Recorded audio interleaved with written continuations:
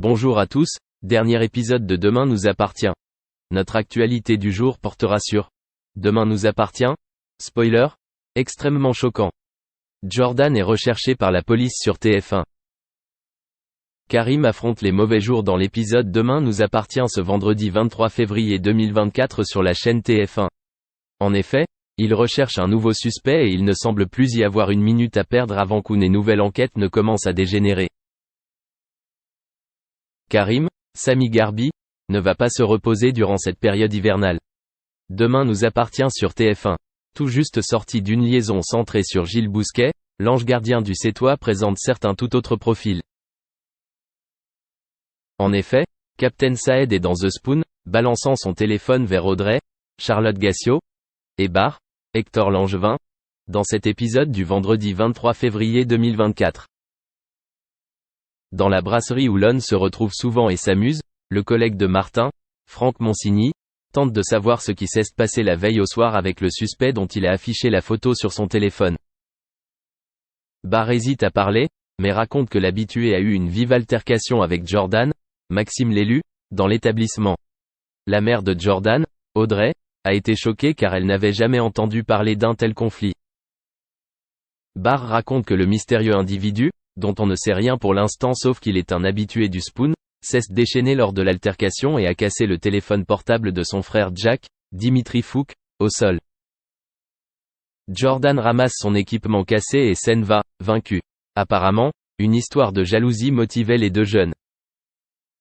Cependant, Jordan est actuellement très proche de Violette, qui n'est pas la petite amie du suspect du crime Spoon. Avec l'accord tacite d'Audrey, Karim tente d'appeler Jordan immédiatement, mais l'adolescent est sur le répondeur. Le capitaine Saed a laissé un message et a demandé à Audrey si elle avait des nouvelles de son fils pour les lui envoyer. Que cache Jordan, d'habitude très calme, parce qu'il s'est battu à The Spoon? Violette pourrait être impliquée dans cette nouvelle histoire qui intéresse les policiers. Merci d'avoir regardé et à la prochaine vidéo. N'oubliez pas de vous abonner à notre chaîne.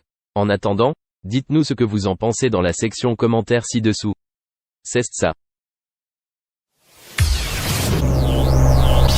Depuis plusieurs mois, l'affaire de Delphine Jubilard, la jeune infirmière tarnaise occupe une place centrale dans l'actualité. Dans 60 jours, cela ferait 12 mois que la jeune maman a disparu sans rien dire. Pour sa famille, ses amis et ses confrères, c'est tout simplement épouvantable de se lever tous les mots avec le poids lourd du grand mystère qui relie toutes choses.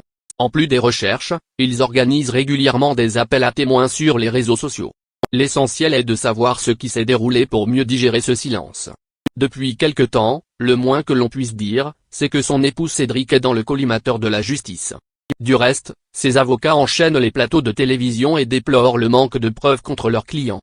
Lorsque le mari de Delphine Jubilard a remarqué l'absence de son épouse, il appelle directement les policiers. Malgré l'heure, il estime que c'est le moment pour tirer la sonnette d'alarme. Malheureusement pour lui, un détail va attirer l'attention des enquêteurs. Pour l'heure, le seul argument de la défense demeure mystérieux. Il aurait agi de la sorte pour passer le temps en attendant la venue des spécialistes. Qu'à cela ne tienne, ces derniers décident de creuser dans ce sens. D'ailleurs, vu l'état de sa maison, les experts estiment que le mari de Delphine Jubilard devrait plus s'en préoccuper. Interrogé par les autorités judiciaires à la mi-octobre, il n'arrive toujours pas à convaincre. Malgré l'insistance de ses avocats, les policiers déclarent qu'ils ont en leur possession des indices graves et concordants le mettant en cause. Pour l'instant, il n'y a pas eu de fuite dans la presse. Du reste, l'analyse détaillée de la fameuse couette lavée le matin qui a suivi l'évaporation de la jeune femme vient de tomber. Va-t-elle tout éclairer? La réponse, on vous la donne tout de suite. En plus de cette housse de matelas, les enquêteurs ont demandé également une analyse de l'eau de la salle de bain. L'objectif était de savoir si d'éventuelles traces de sang étaient présentes dans la tuyauterie. Les proches de Delphine Jubilard retiennent leur souffle. Déjà qu'ils étaient conscients qu'il y avait souvent des disputes entre eux. Même leur petit garçon en a parlé avec ses mots pendant sa garde à vue. Et plus que jamais, les avocats de Cédric espèrent qu'il n'y aura pas de rebondissement trop important pouvant incriminer leurs clients. Allez, il est temps de lever le mystère et de vous livrer le verdict des experts. Rien de suspect. Avec ses 3 ans, l'enquête prend un virage dramatique.